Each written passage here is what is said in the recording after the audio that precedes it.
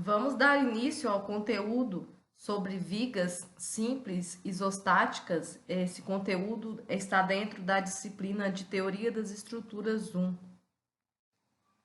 que são as vigas? As vigas, elas são elementos lineares, né? Elementos que a gente consegue representar através do seu eixo longitudinal. E esses elementos, né, no caso as vigas, elas são estruturas aí projetadas para suportar cargas aplicadas perpendicularmente ao seu eixo.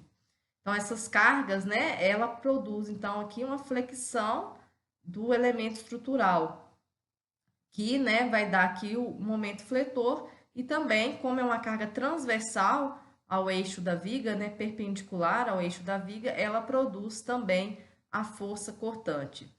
Então, esses elementos, né, lineares, a, a definição aqui para classificar como um elemento linear, né, porque o comprimento deste elemento ele é muito maior que as dimensões da seção transversal, né, do que a base e a altura, por exemplo, no caso de uma viga de seção transversal retangular.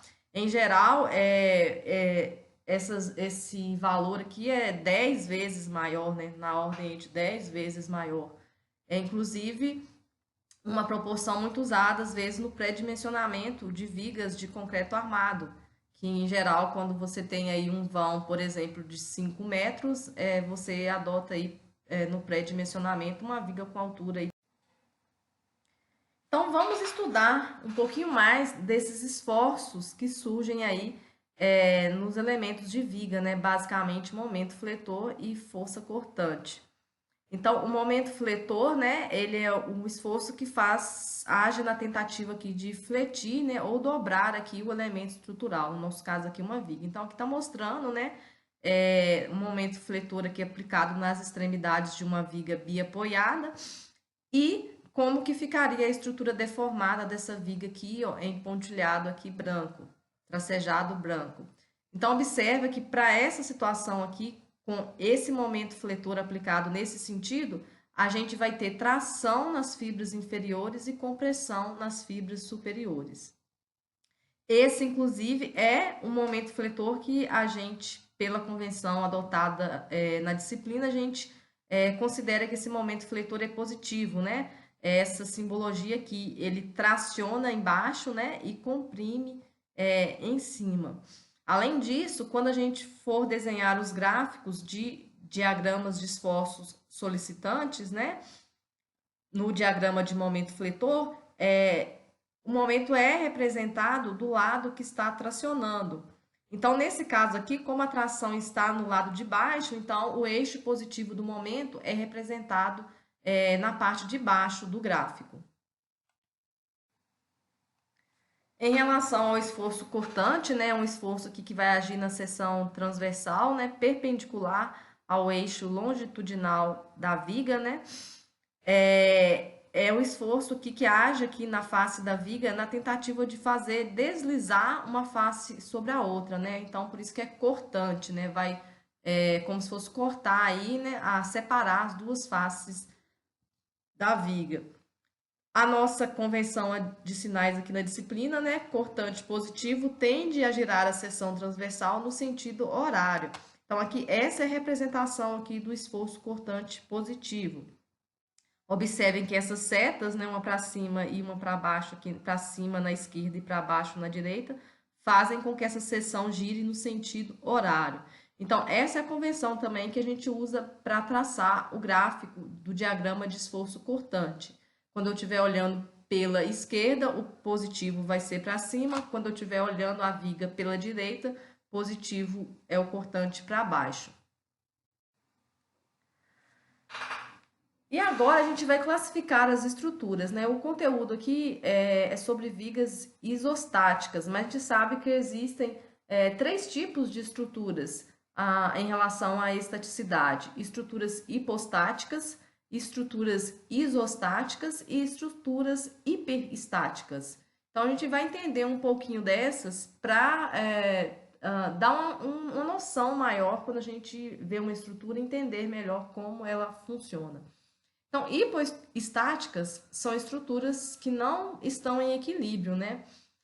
Ou seja, elas não têm a quantidade mínima de apoios necessários para impedir todos os movimentos de corpo rígido da estrutura. Então, estruturas que na prática da engenharia não existem, né? Porque você não vai projetar uma estrutura que não está em equilíbrio, ou seja, ela não tem estabilidade, não faz sentido isso. E são estruturas que são impossíveis de se calcular, porque elas têm um número de incógnitas maior que o número de equações de equilíbrio. Então, você daria um sistema que é impossível de você calcular. E quando você está calculando aí o número de incógnitas e o número de equações de equilíbrio, né? Nesse caso aqui, como a gente está trabalhando no plano e com as estruturas, né, com vigas simples, o número de equações de equilíbrio é sempre 3, que é a equação de somatório de forças horizontais é igual a zero, somatório de forças verticais igual a zero e somatório de momentos em relação a um ponto qualquer da viga é igual a zero. Então, para toda estrutura que o número de equações, o número de reações de apoio, né? Ou seja, as minhas incógnitas, o número de incógnitas é inferior ao número de equações de equilíbrio, essa estrutura é hipostática. Mas nem sempre toda estrutura hipostática tem NI menor do que NS. Pode acontecer de estruturas que têm um número de equações maior ou igual ao número de incógnitas e essa estrutura também ser hipostática, né? Então você tem que fazer uma análise da quantidade de apoios que ela possui para você realmente classificar se ela é hipostática. Aqui, então, nós vamos conseguir entender melhor essa classificação. Então, todas que o número de equações é maior que o número de incógnitas é hipostática. Aqui, então, nós temos uma situação com dois apoios de primeiro gênero. Então, apareceu aqui duas reações verticais. Então, o número de incógnitas é igual a 2. E o número de equações é 3, né? Que eu falei que sempre vai ser 3 para as vigas simples. Mas essa viga é hipostática, porque o movimento horizontal não está impedido, né? Se tivesse uma carga horizontal aplicada nessa viga, essa estrutura aqui, você não tem o movimento dela impedido, ela ia se deslocar. Essa também é uma viga hipostática, né? A gente observa aqui, porque o número de equações foi maior que o número de incógnitas, mas em relação ao movimento, aqui observa que a rotação não foi impedida, né? Você não consegue calcular essa viga e fazer o somatório de momentos dela igual a zero. Observa que aqui a rotação aqui não está impedida. Aqui também uma outra situação, né, em que a rotação não foi impedida, também hipostática. Agora aqui nós temos uma situação já diferente, né? Quase que uma pegadinha, né? Porque você tem número de incógnitas igual ao número de equações. A gente vai ver no próximo slide que essa viga aqui, pela análise apenas do número de incógnitas e do número de equações, ela deveria ser isostática. Mas ela não é, ela é hipostática porque o movimento horizontal dela também não está impedido. E o que aconteceu aqui? Na verdade, você tem apoios aqui impedindo o movimento vertical a mais, né? Tem 3 apoios impedindo o movimento vertical e não precisaria de ter 3 apoios, né? Para impedir esse movimento. Ela tem 3 apoios que impediram apenas o movimento vertical e a rotação, né? Mas o deslocamento horizontal não está impedido. Então, ela é uma estrutura hipostática. Aqui também a mesma coisa, né? Só aumentou aqui mais uma incógnita, mas ainda assim o deslocamento horizontal, né? O movimento horizontal não está impedido. Na classificação, nessa aqui, se a gente analisasse apenas pelo número de incógnitas, a gente acharia que ela era isostática, que é o próximo que a gente vai ver, né? Quando o número de incógnitas é igual ao número de equações.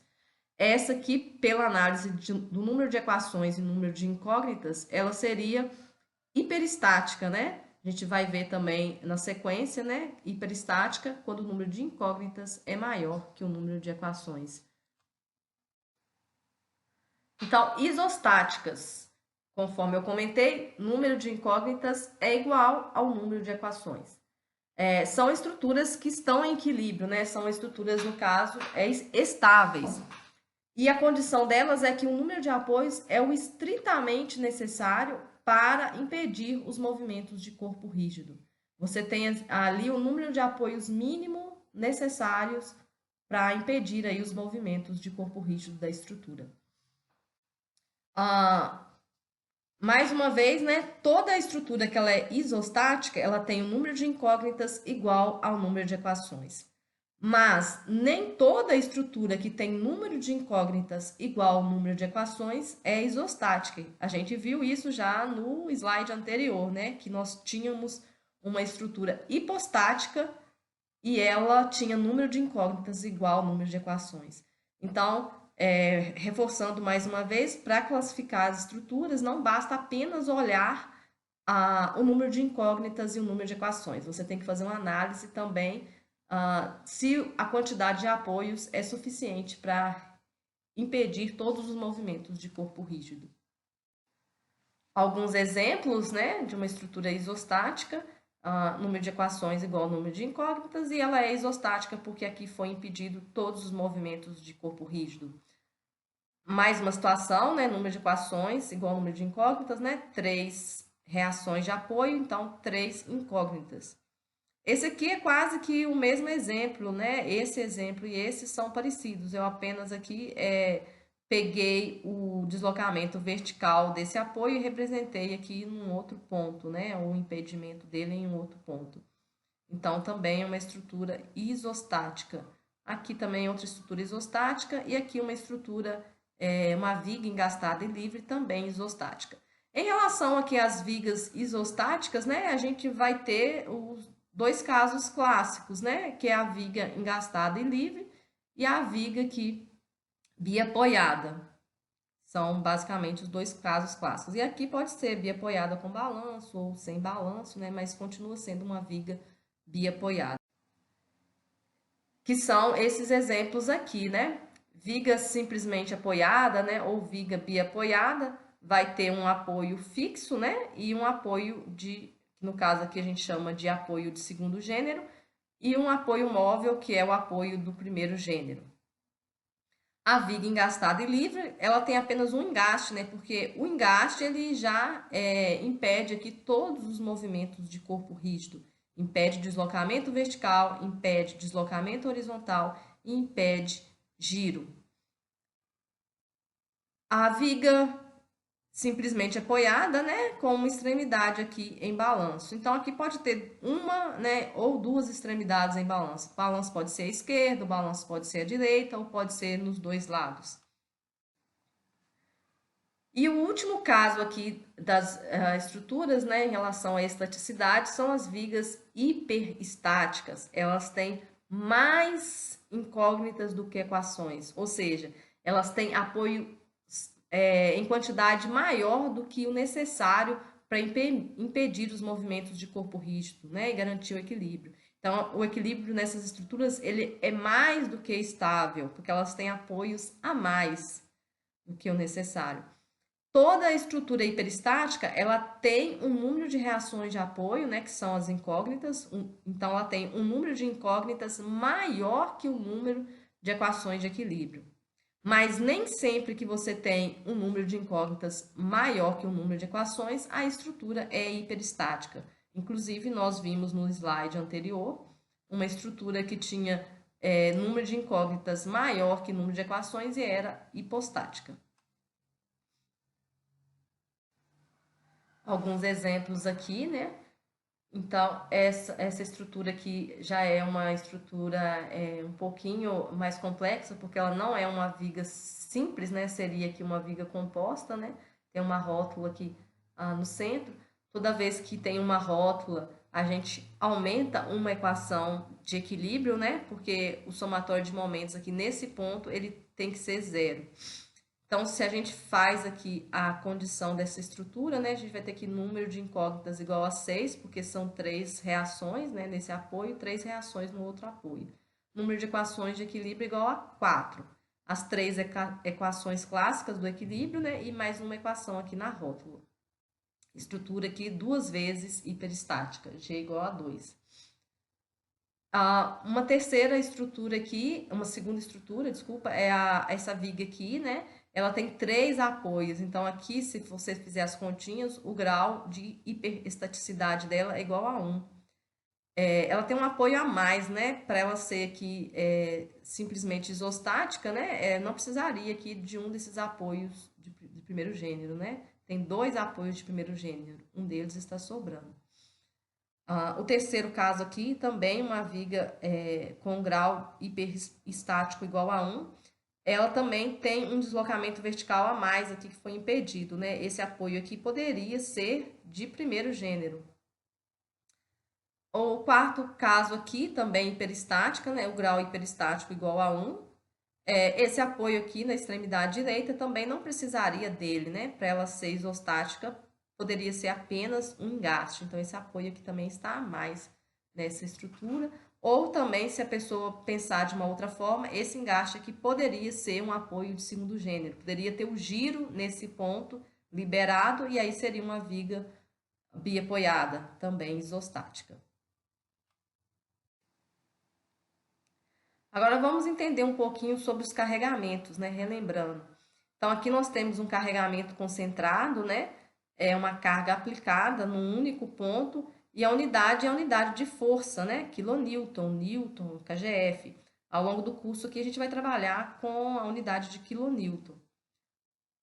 O segundo caso é um momento concentrado, né? Então, isso aqui já é uma força momento. A unidade é quilonewton vezes metro. Ok? Então, isso aqui é força vezes distância, né? Que é a definição de momento. Então, a unidade que a gente vai trabalhar aqui ao longo do curso é quilonewton vezes metro, mas podia ser newton vezes metro, newton vezes centímetro, quilonewton vezes centímetro. Qualquer unidade que faz a multiplicação de força vezes uma distância. Agora, outros tipos de carregamentos, né? Carga distribuída. Então, aqui nós temos uma carga distribuída uniforme, né? A altura dela é constante, de valor Q, genérico aqui, Q, né? E aí, como que a gente calcula a resultante? No caso, quando você calcula a resultante, você transforma esse carregamento distribuído em uma carga concentrada. Essa resultante é como se fosse a área aqui desse retângulo. Então, é a altura do retângulo, que é Q, vezes a base, que é A. O ponto de aplicação dela seria o centro de gravidade do retângulo, ou seja, metade aqui da distância em que ela está aplicada. No caso, metade de A sobre 2. A unidade desse carregamento, né, é força por comprimento. Então, esse Q aqui, ele pode ser, por exemplo, quilonewton por metro. Aí, quando eu multiplico aqui quilonewton por metro vezes a distância, essa carga cancela ali o metro, né? A distância, multiplico por uma distância em metro, e aí essa carga fica concentrada, valor aqui de quilonewton. Então, sempre nas cargas distribuídas, né, seja ela uniformemente distribuída, ou carregamento triangular, ou outros tipos de carregamento quaisquer, quando ela é distribuída, ela é unidade de força por comprimento, né? Quilonewton por metro, newton por centímetro, etc. Aí agora a carga distribuída triangular, né? É uma carga também em quilonewton por metro, né? Ou outra unidade aí de força por comprimento, mas a distribuição dela não é uniforme. Essa aqui, ela varia, né, linearmente. Então, a resultante é a área, né? Nesse caso, então, é o Q, né? Vezes A dividido por 2, né? Que é a área do retângulo, base vezes altura dividido por 2. O ponto de aplicação dela é também no centro de gravidade dessa figura geométrica, no caso, o triângulo. O centro de gravidade do triângulo é 1/3, né? 1/3 ou 2/3. No caso aqui, essa carga ela vai estar concentrada mais próximo aqui da altura do triângulo. Então, nesse caso aqui, ela está 1/3, né? A partir aqui do valor da altura, né? Da magnitude aqui dessa carga, né? Se o triângulo tiver invertido, esses valores aqui ficam espelhados, né? Ficam invertidos também. A unidade, conforme eu reforcei, né? Força por comprimento, né? Quilonewton por metro, ou newton por metro, ou newton por centímetro. Ao longo da disciplina, conforme eu já comentei, nós vamos usar a unidade quilonewton por metro. Agora nós vamos aqui demonstrar algumas equações aqui diferenciais de equilíbrio. O objetivo dessas equações, né, diferenciais aí, é relacionar a distribuição do carregamento com a força cortante com o momento fletor. Então, para isso, a gente vai analisar aqui um elemento qualquer aqui de uma viga, né, com um carregamento aqui distribuído qualquer, tá? Então, um carregamento geral aqui numa viga, né, que ele tem aqui uma distribuição qualquer, né, pode ser parabólico, triangular, senoide, qualquer distribuição aqui desse carregamento, né, genérico. Aqui, então, né, eu tenho um trecho da viga aqui de comprimento L, né, supondo aqui uma viga engastada. E aqui eu quero analisar essa porção aqui da viga, né, um elemento infinitesimal dessa viga de comprimento dx, que está representado aqui, ó. Elemento infinito, é como se eu pegasse esse dx, né, e ampliasse aqui, e estou analisando agora o que, visualmente aqui, as forças que existem nesse elemento. Então, aqui estão representados todos os esforços nesse elemento infinitesimal. Então, aqui é como se eu estivesse olhando da direita para a esquerda. Então, aqui à direita, né, quando eu corto aqui essa seção da viga, aparece aqui uma força cortante e uma força cortante V e um momento fletor M, né? Então, é como essa força cortante aqui, no caso, está representando o somatório de todo esse carregamento aqui, ó, que existe, né, à esquerda desse elemento dx. Aí agora, né, eu estou aqui analisando agora à direita desse elemento, né, por exemplo, aqui num ponto A qualquer, né, o que vai acontecer? Eu vou ter aqui agora para dar equilíbrio, né, também uma força cortante e um momento fletor. E esses valores, na verdade, se eu tivesse exatamente aqui no ponto central, esses valores seriam o M e o V, para dar o equilíbrio. Mas como eu tenho um pedacinho aqui dx, então esses valores não são mais mv, seria um m mais um acréscimo do momento, né? Esse acréscimo que devido às forças que estão distribuídas aqui nesse espaço aqui dx, né? Esse acréscimo ele pode ser tanto positivo como negativo, né? Dependendo aqui do sentido das forças, né?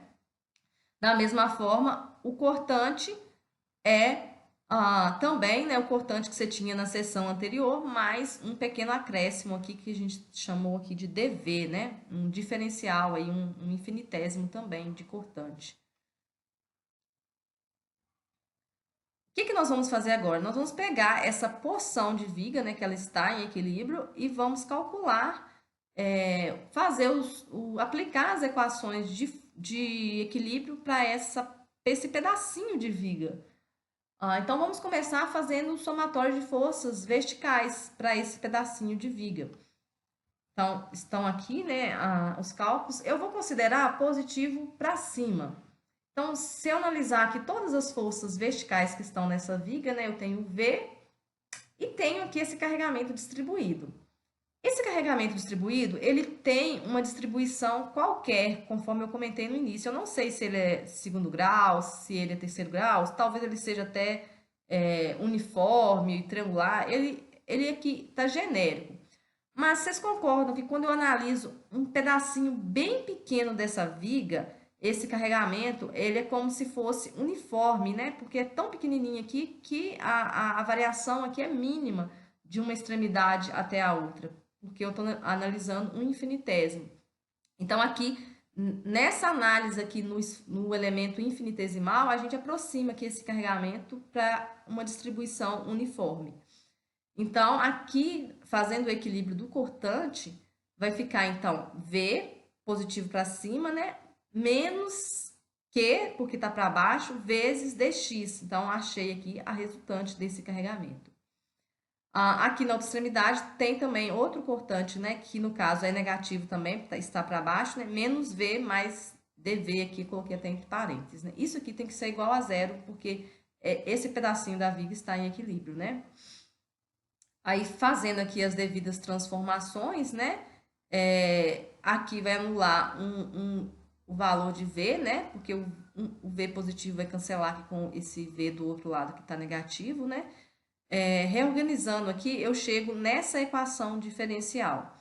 A derivada do cortante em relação ao eixo x é igual ao valor negativo da função de distribuição do carregamento. Então, escrevendo aqui de uma forma mais técnica, né? Então, derivada da força cortante, né? Da equação de força cortante em função de x aqui, né? Em relação a x, é igual ao valor negativo dessa distribuição aqui de carregamento, né? Que a princípio está genérica aqui. Beleza, então eu já achei aqui uma das minhas equações diferenciais de equilíbrio. Essa equação diferencial, ela relaciona a força, a derivada da força cortante, né, com o carregamento. Vamos fazer agora o equilíbrio de momentos, né? Fazer somatório de momentos em relação aqui ao ponto A é igual a zero para esse elemento infinitesimal aqui dessa viga. Então, aqui eu vou fazer o somatório de momentos, né? Somando aqui todos os momentos atuantes na estrutura. Então, eu considerei aqui o sentido horário positivo. Então, aqui nós temos o momento aqui M, que está no sentido horário, então, o valor dele M positivo. Em relação ao ponto A, esse V também faz um momento, né? Essa força cortante aqui na seção transversal também faz um momento positivo, né? No caso, horário. E a distância dessa força até o ponto A é dx. Então, o momento produzido por ela vai ficar V dx.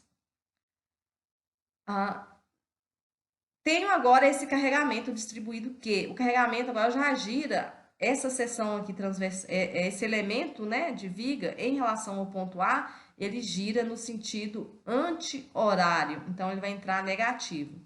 Quando eu fizer Q vezes dx, eu estou transformando essa carga distribuída numa força concentrada que está aqui no centro desse elemento.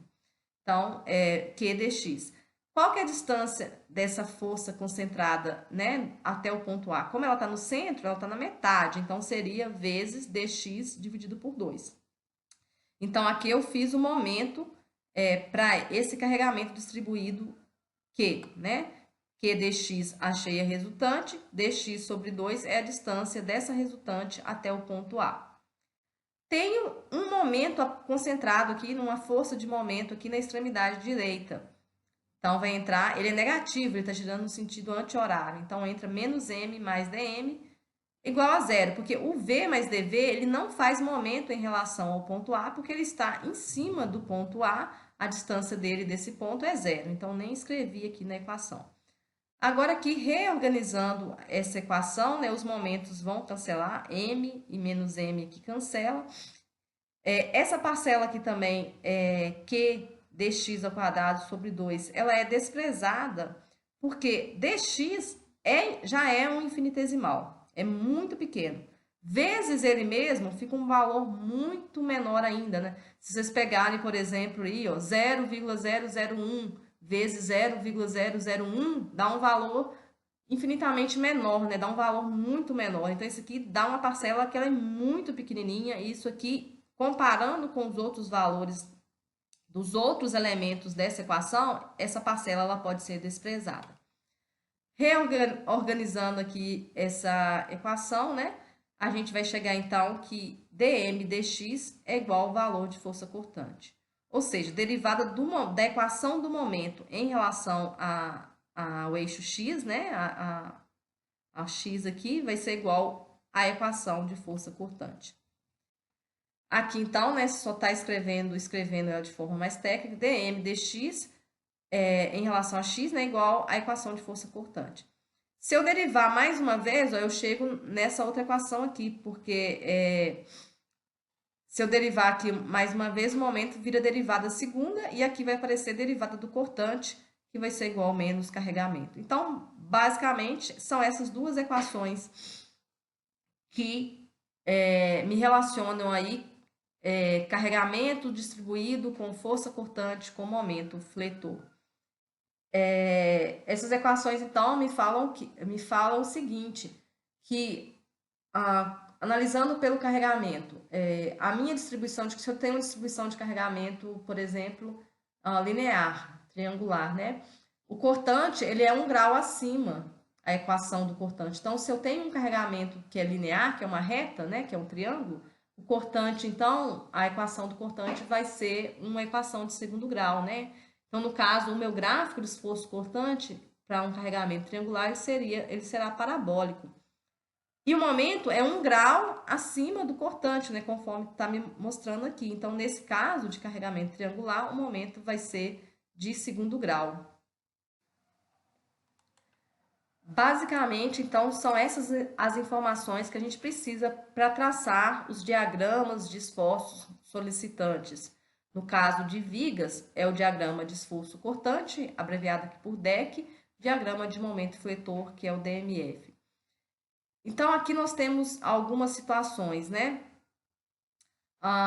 Quando você tem uma força concentrada numa viga, o diagrama de esforço cortante, ele apresenta uma descontinuidade do mesmo valor dessa força na hora que você vai desenhar o gráfico, né? Um salto ali no gráfico, né? Uma descontinuidade. E isso vai implicar no momento fletor que o diagrama vai apresentar um ponto anguloso, né? Uma angulosidade. Da mesma forma, onde você tem um momento concentrado na viga, né, uma força de momento concentrada, você também vai ter que ter uma descontinuidade, né, no mesmo valor dessa força, é, no gráfico do momento fletor, né, no DMF vai aparecer um salto ali no gráfico do mesmo valor dessa força.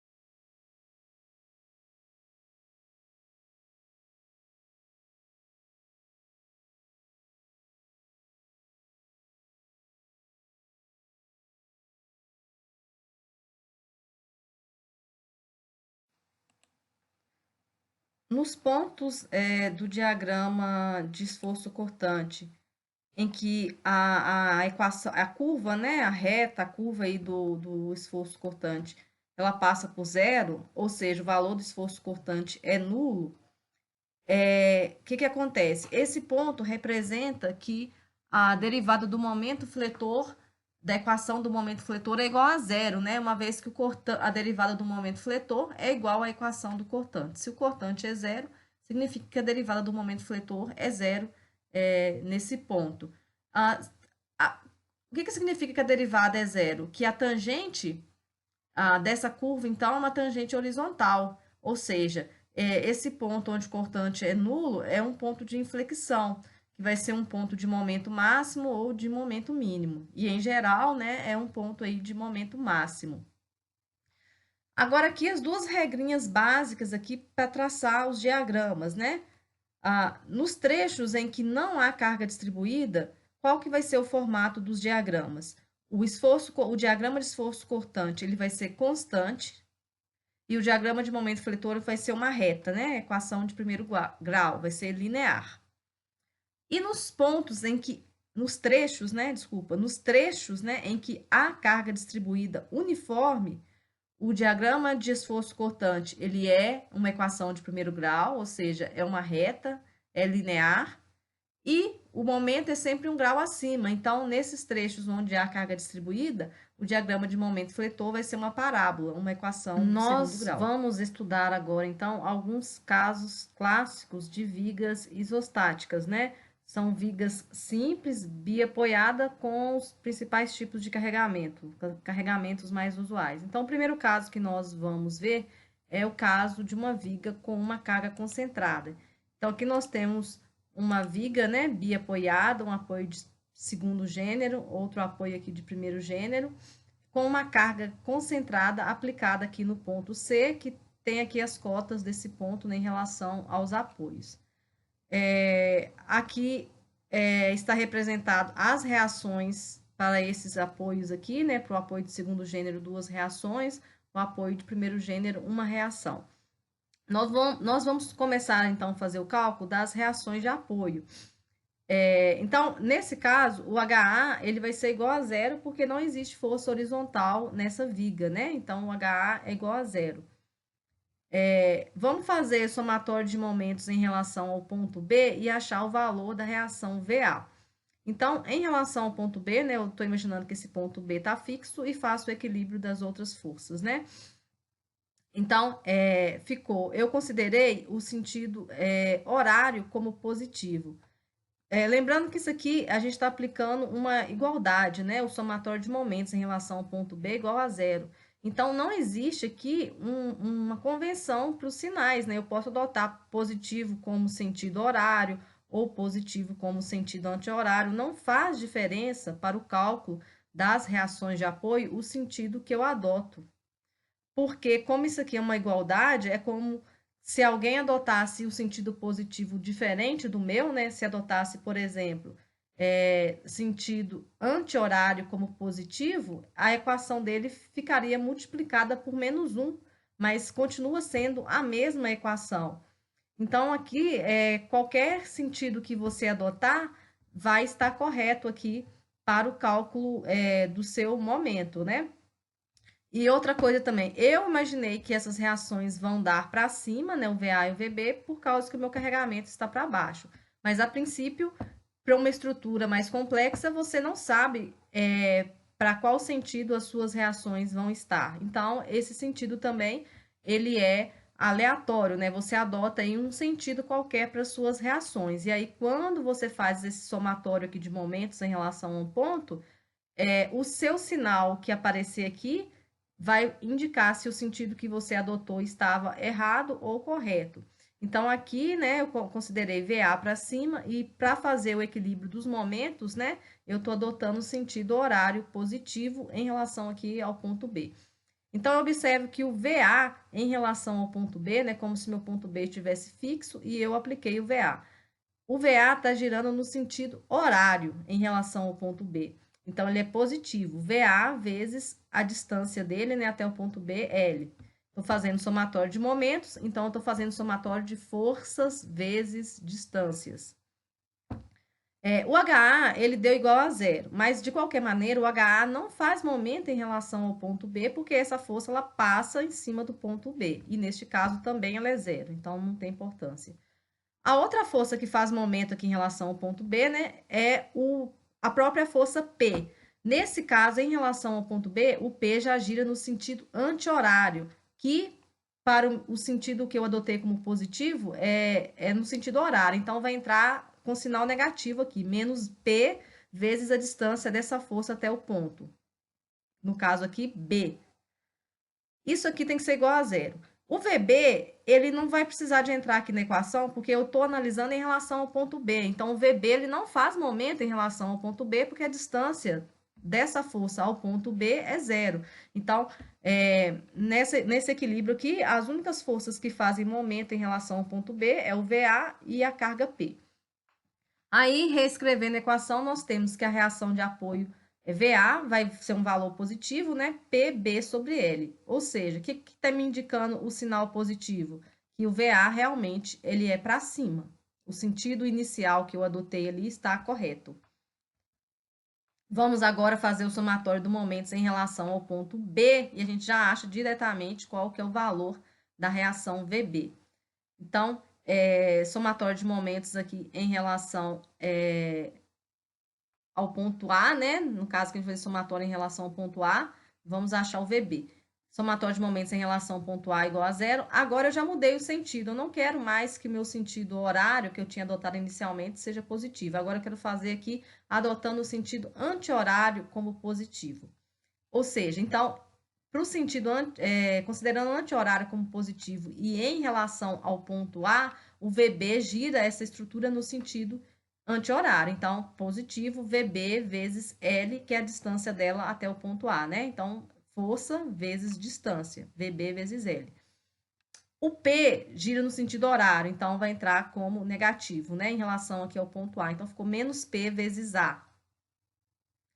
E aí eu vou fazer aqui, né, continuar resolvendo a equação. Cheguei à conclusão que o VB é igual a P vezes A sobre L. Para cima também, o sentido inicial que eu adotei está correto. Então, aqui a gente já tem uma fórmula aqui geral para quando você tiver uma viga com carga concentrada. Então, uma das reações de apoio, as reações de apoio vai ser sempre a força, né, que está concentrada aqui, vezes a distância oposta dividido por L. E A gente pode raciocinar também da seguinte forma: observando essa viga aqui, como o P ele está mais próximo da reação VB, significa que essa reação ela tem que dar um valor maior do que o VA. E se a gente considerar, conforme está desenhado aqui, que a distância A é maior que a distância B, então a reação VB ela tem que multiplicar pelo valor de A, porque assim ela fica maior, né, do que o valor VA, que no caso está multiplicando pela distância menor. Por isso, né, que sempre aqui é multiplicado aqui pelas distâncias opostas, né? Quando eu for fazer o VA, vai ficar o P vezes B dividido por L, que é o vão. Quando eu for fazer o VB, vai ficar P vezes A dividido por L. Agora, vamos achar aqui os momentos em cada um dos pontos antes da gente traçar os diagramas. Então, para a gente traçar os diagramas, tanto de momento fletor, né, como força cortante, a gente precisa identificar aqui os pontos onde está havendo mudança de carregamentos, né? Ou então os pontos onde existam cargas concentradas. Então, para essa viga aqui, a gente definiu 3 pontos, porque o VA tem uma carga concentrada, que é a reação de apoio, o ponto C tem uma carga concentrada e o ponto B também. Eu vou fazer os cálculos dos momentos aqui passo a passo. O cortante a gente vai fazer direto, só analisando aqui pela estrutura, ok? Então, o valor do momento fletor em cada ponto. Aqui agora eu já tenho uma convenção de sinais, porque esse gráfico vai ser usado, perdão, esses valores de momento fletor vão ser usados para traçar o gráfico do DMF. Então, eu tenho que definir o que é o meu positivo e o que é o meu negativo para traçar o gráfico. Então, o sinal aqui convencionado é que quando o momento traciona embaixo, é um momento positivo. Vamos, então, fazer esse cálculo dos momentos olhando pela esquerda. Então, como que eu olho pela esquerda? Eu acumulo tudo que existe aqui, vou começar fazendo pelo ponto A. Então, eu vou acumular todos os momentos que existem em relação aqui ao ponto A, de todas as forças que estão à esquerda do ponto A. No caso, aqui é a extremidade da viga, e à esquerda do ponto A não tem força nenhuma, né? As forças estão em cima do ponto A. Então, o momento em A é zero. Agora, eu vou fazer esse equilíbrio no ponto C. Vou fazer somatório de momentos, né? Força vezes distâncias de todas as forças à esquerda do ponto C. À esquerda do ponto C, nós temos somente o VA, porque o HA ele passa em cima do ponto C, ele não tem distância.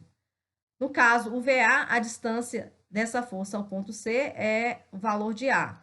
Então, vai ficar momento em C é igual VA, porque ele faz esse giro aqui, né? O VA está girando no sentido horário em relação ao ponto C. Então, é positivo, né? Ou seja, está tracionando embaixo, né? E aqui, tanto você pode olhar em relação à tração embaixo, ou se o VA faz o mesmo sentido desse momento que está representado aqui na convenção de sinais.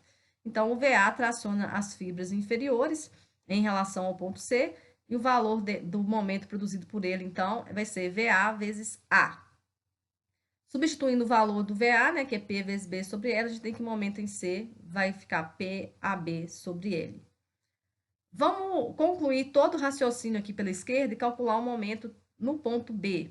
Então, eu vou acumular todas as forças que existem na estrutura, né, que produzem momentos, à esquerda do ponto B. Ou seja, eu vou ter que analisar aqui toda a viga.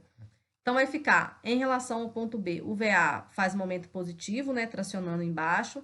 VA, distância da força VA ao ponto B, L. Então, ficou VA vezes L. O P, agora a carga P entra, né? Ela produz um momento negativo. Ela está tracionando as fibras superiores em relação aqui ao ponto B. Então, vai ficar menos P vezes B. Substituindo o valor aqui de VA na equação, a gente observa que corta aqui o L, né? Então, o momento em B é igual a zero.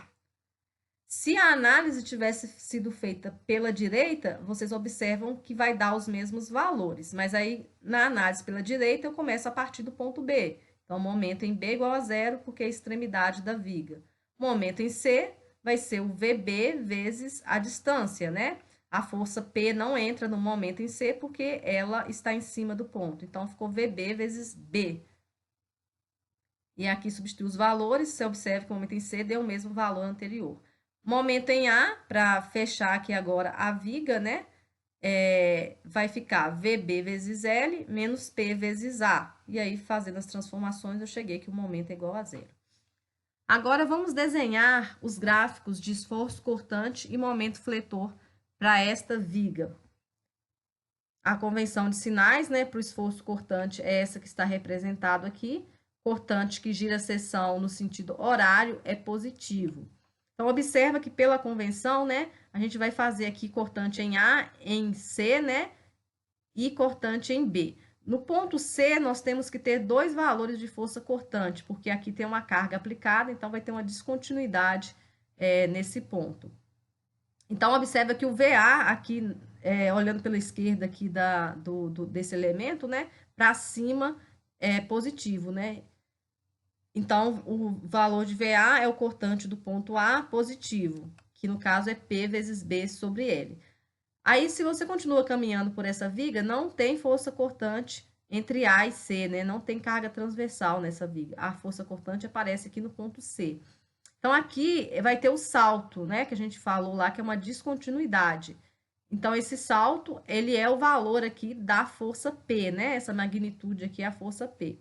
Aqui, fazendo, então, se eu fizer VA menos P, vai dar o valor aqui PA sobre L, que é o valor, né, do cortante aqui no ponto B. Porque se eu estivesse olhando pela direita, né, eu teria que começar o gráfico por aqui e observo que VB é o valor da força do esforço cortante no ponto B à direita, e esse cortante é negativo, então ficou aqui menos PA sobre L. O momento, né, eu só marquei aqui os pontos que eu já tinha encontrado anteriormente, né, 0, PAB sobre L, e aqui fechou em 0 no ponto B. Como não existe carga distribuída nessa viga, nesses trechos aqui da viga, então o diagrama de momento fletor é linear, só liguei aqui os pontos. Vamos agora ao caso de uma viga biapoiada, né, com uma carga de momento concentrado, igual está ilustrado ali, né? No caso, esse momento está aqui, né, com essas distâncias aqui, genéricas aqui, A e B, em relação aos apoios. A viga biapoiada, né, ela tem aqui 3 reações de apoio, e nós vamos calcular os valores dessas reações. O HA a gente já sabe que vai ser igual a zero, e quando a gente fizer somatório de momentos em relação ao ponto B, né, a gente vai achar o valor do VA. Então, fazendo aqui somatório de momentos em relação a B, e eu vou considerar que o sentido do giro, né, em relação ao ponto B, como positivo no sentido horário. Então, vai ficar VA vezes L, né, que é a distância até o ponto B, menos M, porque o M está girando no sentido anti-horário, é igual a zero. Aí a gente chega, VA igual M sobre L, deu positivo, ou seja, o VA é para cima, igual eu tinha adotado inicialmente. Vamos fazer, então, agora o somatório de forças verticais é igual a zero, né? Estou considerando aqui positivo para cima. Eu assumi inicialmente as duas reações para cima, né? Então, vai ficar no somatório de forças VA mais VB tem que ser igual a zero. Isolei aqui o VB, que eu quero calcular, né? Então, o VB, na verdade, ele vai ser o valor negativo do VA. Então, VB é igual a menos M sobre L, ou seja, esse está me indicando que o sentido correto do VB é para baixo, ou seja, as reações de apoio na viga com momento concentrado, né, a viga biapoiada com momento concentrado, elas são nesse formato aqui, uma para cima e outra para baixo. No caso, esses sentidos são de produzir um momento que anula o momento que está aqui concentrado, né? Observem que o sentido de VA e de VB faz aqui um binário, né? Em relação aqui ao ponto central, que tende a girar aqui no sentido horário, anulando o momento aqui em B, que é anti-horário. Agora, então, né, já que a gente já encontrou as reações de apoio, vamos calcular aqui os valores do momento em cada um aqui dos pontos dessa viga, né? Então, sempre onde tem aqui a mudança do carregamento, eu tenho que calcular o valor do momento nesse ponto. Então, vou calcular o momento aqui no ponto A, que é o início da viga, né? Aqui no ponto intermediário, onde que está aplicado o M. Nesse ponto, eu vou ter dois valores de momento, né? Porque tem uma carga concentrada aqui. e na extremidade final da viga. A convenção, então, de sinais que nós vamos adotar é essa aqui, né? Momento que traciona as fibras inferiores é o momento considerado positivo para desenhar lá no diagramas de momento fletor. Então, começando aqui, analisando essa viga para calcular os momentos pela esquerda, olhando o primeiro ponto, né, que é o ponto A, à esquerda do ponto A, o momento vai ser igual a zero, então, porque não existe aqui cargas à esquerda do ponto A, né? O ponto A é o início da viga, então o momento aqui é igual a zero, porque ponto A é a extremidade da viga. Como não tem nenhuma carga concentrada de momento nesse ponto, então o momento é zero. A gente vai, então, para o ponto C agora, que é o ponto onde o momento está aplicado. Nós vamos fazer 2 pontos, conforme eu tinha comentado, um ponto um pouquinho aqui antes do momento, da força concentrada do momento, e o ponto um pouquinho depois, que eu vou chamar de MC duas linhas. Então, MC linha na esquerda vai ser antes da força e MC duas linhas depois da força momento. Então, fazendo aqui MC linha, né, sem incluir a força concentrada do momento. Vai ficar VA, tá tracionando embaixo, né? Que é como se o ponto C tivesse fixo, eu aplico VA. Então, VA vezes A, esse é o valor de momento em C, porque aqui ainda eu não vou incluir a força. Então, ficou, né? O VA é M sobre L, então o momento em C, linha é MA dividido por L. Agora, em C duas linhas, eu vou incluir a força do momento. Observem que essa força de momento, ela tem o sentido do giro contrário do VA, né? O VA estaria tracionando embaixo, né? Girando aqui pela convenção aqui no sentido horário, e o M gira no sentido anti-horário. Então, M, ele é negativo. Ficou, então, MA sobre L menos M. Aí, reordenando essa equação, né? Fazendo aqui as transformações, vai ficar que o momento MC duas linhas é menos MB sobre L. O momento em B, né, ele vai dar zero também, porque se eu olhasse pela direita, né, é uma extremidade da viga, então ele vai ser zero. Aqui eu estou mantendo o raciocínio pela esquerda, então eu vou acumular todas as forças e momentos, né, as forças que produzem momentos à esquerda do ponto B. Então vai ficar VA vezes L menos M. Então, fazendo as transformações, vai cortar aqui o L, MB igual a zero, né? Observe que não entra o HA, né? Não faz momento aqui nessa barra, né? Ele está em cima do eixo longitudinal da barra, então não produz momento, além dele ter o valor que é igual a zero. Analisando agora pela direita, é o mesmo raciocínio que foi feito aqui. É só para a gente conferir, né? E confirmar que, independente se eu olho pela direita ou pela esquerda, os valores têm que ser os mesmos. Pela direita agora, momento em B igual a zero, porque B é uma extremidade da viga, não tem nada à direita do ponto B, igual a zero. MC aqui, antes da carga, nesse caso, a gente vai chamar de MC duas linhas, porque, né, eu estou fazendo agora o processo inverso, então, esse ponto aqui que estava depois da carga, eu coloquei como linha, duas linhas na esquerda. Agora, na direita, eu vou manter o mesmo, como se fosse esse mesmo ponto. Então, vai ficar menos, né, VB, porque o VB em relação a esse ponto central, ele traciona em cima. Esse primeiro valor, então, eu não vou incluir a carga. Então, vai ficar menos VB vezes B. Vai ficar menos MB sobre L, que é o valor que eu tinha obtido antes. Agora, aqui, né, já incluindo a carga, seria o ponto MC', que eu considerei quando eu analisei pela esquerda. Então, ficou menos MB sobre L, né, que eu já tinha, mais o momento M, que agora pela direita esse momento M ele é positivo, conforme a convenção aqui. Fazendo as contas, né, vai ficar o mesmo valor que a gente tinha obtido antes, MA sobre L. Momento em A ele tem que dar zero, né, então é só fazer o equilíbrio aqui de todas, né, força vezes distâncias aqui até o ponto A, ficou menos VB vezes L mais M, né, o momento M é positivo quando eu olho pela direita. E aqui deu igual a zero. Com esses valores, a gente já pode desenhar os gráficos, né? O gráfico de cortante eu vou desenhar apenas analisando ali a figura, e o momento eu já tenho aqui os 3 pontos calculados, né?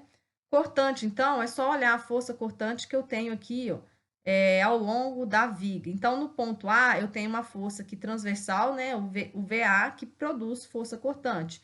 Pela convenção, ó, a esquerda para cima é positivo, né? Ou seja, essa força VA tende a girar aqui, ó, uma seção transversal no sentido horário.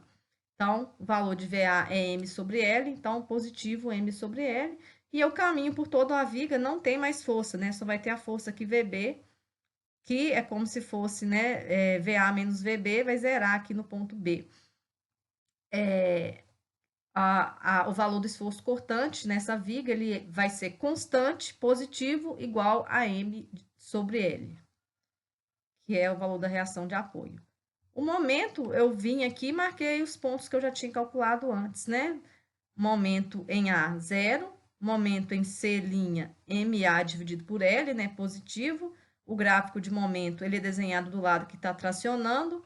Esse momento traciona embaixo, então vou desenhar ele aqui na parte de baixo do gráfico. Marquei aqui MA sobre L. O formato desse gráfico é linear, porque nessa viga não tem carga distribuída. O ponto C também tem outro valor de momento, né? O ponto C tem dois valores de momento, MA sobre L e M menos, né, MB sobre L. Momento negativo, traciona em cima, eu desenho ele na parte de cima do gráfico. E no ponto B aqui, zero. Então, aqui, isso aqui é a descontinuidade, né? O salto que aparece aqui no ponto C, que é exatamente esse valor aqui do momento, né?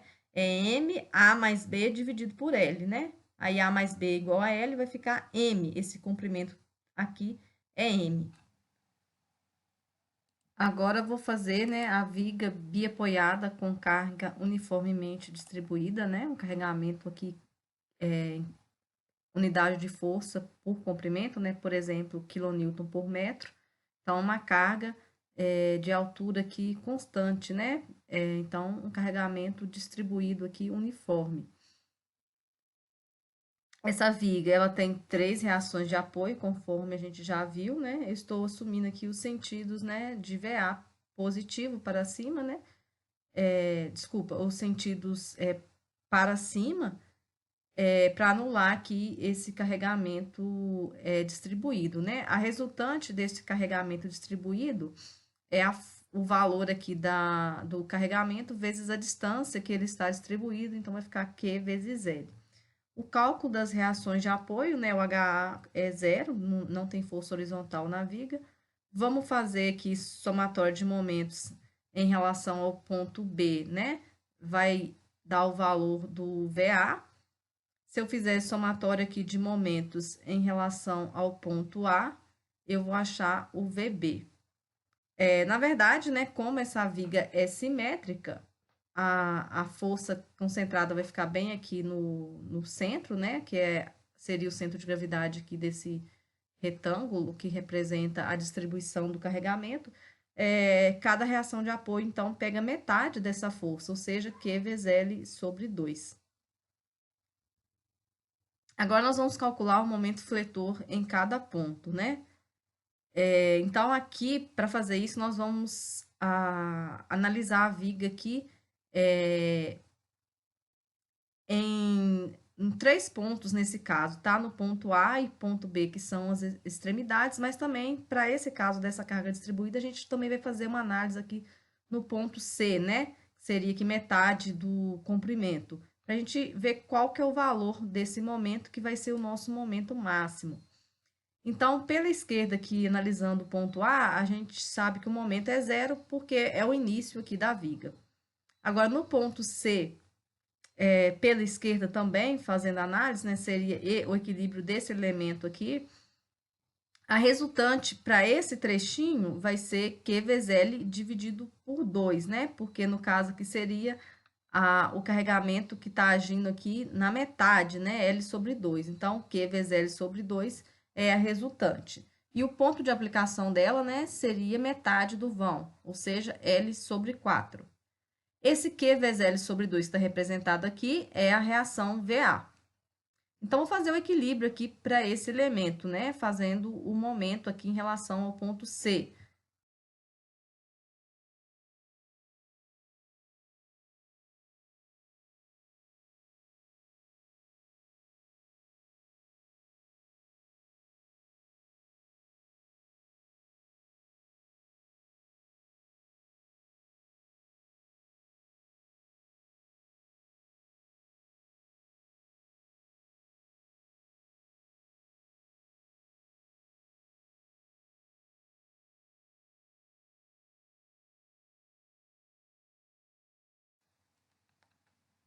Então, fazendo o momento, né, em relação aqui ao ponto C, né, o momento aqui dessa parte aqui, desse elemento, a gente tem que a força Q vezes L sobre 2, ela faz um momento positivo, né, porque o giro dela aqui vai ser tracionando embaixo, né, no sentido horário aqui pela esquerda. Então, vai ficar VA, né, que é o valor da força que Q vezes L sobre 2, vezes a distância dessa força até o ponto C, que seria essa distância aqui, L sobre 2. Menos QL sobre 2 da resultante do carregamento distribuído. Negativo porque ela dá o giro no sentido de tracionar as fibras superiores, né? Seria aqui, de acordo com a convenção, pelo lado esquerdo, girando no sentido anti-horário. E a distância dessa força ao ponto C, para dar o momento, é L sobre 4. Aí, reordenando a equação aqui, né, fazendo as contas, tirou o mínimo aqui, deu que o momento em C é positivo QL2 dividido por 8. O momento em B, né, que seria o último ponto aqui de interesse para gente, né, tá representado aqui o elemento, né, praticamente é a viga aqui, né, toda a viga. E esse momento em B, ele tem que dar zero, né, porque se eu tivesse olhando pela direita, o ponto B é a extremidade da viga e, né, o início dela, então, o momento aqui seria zero, porque não tem carregamento nesse ponto aqui fazendo o momento, né. Mas fazendo o equilíbrio aqui de toda essa porção da viga, nós vamos ter que o QL sobre 2, que é a reação VA, né, tá dando um momento positivo. A distância dessa força ao ponto B é L. A resultante, Q vezes L, né, que estava mostrado aqui, e a distância dessa resultante até o ponto B, né, que seria L sobre 2. Então, ficou o valor de VA, que é QL sobre 2, né, vezes L sobre 2. Não, desculpa, o valor de VA, que é QL sobre 2, vezes L. Aí vai dar QL2 sobre 2, e essa parcela que também dá QL2 sobre 2, ou seja, momento em B igual a zero, conforme a gente queria demonstrar. Agora, nós vamos fazer os gráficos, então, referentes aqui ao diagrama de esforço cortante e o diagrama de momento fletor. Aqui está a minha viga com o carregamento, né, distribuído e as forças concentradas. Como esse carregamento é distribuído uniforme, a gente sabe que o gráfico do esforço cortante vai ser linear e o gráfico do momento fletor vai ser uma parábola. Então, para o esforço cortante aqui, ó, como é linear, né, é uma reta, eu preciso de 2 pontos para definir essa reta. No caso, eu sabendo o cortante aqui no ponto A e o cortante no ponto B, né, eu já traço a reta aqui que representa a distribuição aqui do esforço cortante nessa viga. Então, aqui está esse desenho, né? Se eu olhar pela direita, o valor da força cortante no ponto A é a reação de apoio. E desculpa, aqui eu estou olhando pela esquerda, né? Pela esquerda, a cortante no ponto A, essa reação de apoio VA, ela é positiva, né? Conforme a convenção, para cima, e o valor dela é Q vezes L sobre 2. Agora, se eu olhar pela direita, a reação, o cortante resultante no ponto B é o valor de VB, que nesse caso, pela direita, né? Que eu estou olhando agora, ponto B, no caso, pela direita, ele para baixo que seria positivo, mas ele tá para cima, então é um valor negativo, ou seja, menos que L sobre 2. Então, eu marquei esse ponto, que é o cortante em A, marquei o outro ponto, que é o cortante em B, e agora tracei uma reta unindo esses dois pontos. Observe que o cortante ele começou com um valor positivo, né? Foi diminuindo, diminuindo, zerou e passou a ter um valor negativo. Esse ponto, então, que é o ponto de interesse da gente, é o ponto em que o momento fletor ele vai ser máximo, né? Na verdade, é um ponto aqui que a gente chama, onde teria um ponto de inflexão, né? Porque o cortante é derivada do momento fletor, então nesse ponto a derivada do momento fletor é zero, né? A tangente ali na equação do momento fletor, ela é horizontal. E esse ponto ele pode ser um ponto de máximo ou um ponto de mínimo. Nesse caso aqui vai ser um ponto de máximo, né? O ponto C é onde vai ocorrer o máximo momento fletor com o valor aqui que é L2 sobre 8. E aí a gente desenhou o gráfico então, né? Esse gráfico, essa curva é uma equação de segundo grau, né? Uma parábola, momento em A zero, momento em B0, e o máximo aqui no ponto C, que é o QL2 sobre 8. Então, aqui, essa viga ela está totalmente, né, solicitada aqui por um momento positivo, cujo máximo valor ocorre no ponto C, na metade da viga, igual a QL2 dividido por 8. Vou fazer um exemplo agora, aplicando aquela fórmula que a gente viu, aquelas fórmulas clássicas que nós demonstramos nos slides anteriores. Então, eu quero calcular as reações de apoio dessa viga, mas eu vou calcular essas reações de apoio diretamente, sem usar as equações de equilíbrio, né? Sem usar somatório de momentos fletor em relação ao ponto, sem fazer somatório de forças verticais, e vou calcular a reação de apoio dessa viga. Então, aqui eu fiz a resultante, né, desse carregamento aí distribuído de 22 kN por metro. Esse carregamento está distribuído em uma distância de 3 metros. Então, a resultante dele vai ser 22 kN por metro vezes 3 metros, dá 66 kN. E essa resultante, ela está, né, age aqui na metade do vão que ela está distribuída, na metade do comprimento que ela está distribuído, que ela está distribuída, né? No caso aqui, ela está distribuída em 3 metros, a metade de 3 é 1,5. Então, essa resultante está aqui, ó, a 1,5 do apoio A. E agora, o que acontece? Eu transformei essa viga com essa carga distribuída numa carga concentrada. Eu sei já a fórmula que calcula a reação de apoio para essa viga aqui, para esse tipo de viga, né? O valor da reação de apoio é essa força vezes a distância oposta aqui ao apoio, né? Então, a reação VA vai ser a força vezes a distância aqui que está oposta ao apoio A, né? No caso, vai ser VA vezes a distância seria 5,5 metros, né? 4 mais 1,5. E eu divido isso aqui pelo vão total, que é 7 metros. Então, esse é o valor de VA. O VB é o raciocínio oposto, né? A força vezes distância, que no caso daria 1,5 para o VB. Ou também, quem quiser fazer achar mais simples, eu tenho que descontar, então, aqui para dar o equilíbrio, né? VB mais VA é 66 kN. Então, o VB seria 66 menos 51,86, que vai dar 14,14. Aqui, então, está fazendo pela fórmula, né? Pela fórmula, seria o 66 vezes 1,5 dividido por 7, e dá o valor de 14,14, conforme eu comentei. Para vocês treinarem, né? Tem algumas vigas aqui, a partir daquelas fórmulas anteriores, vocês podem calcular diretamente o valor aqui das reações de apoio dessas vigas. Aí aqui tem uma viga triangular, né? Mas é só vocês acharem a resultante aqui do triângulo e concentrar ela no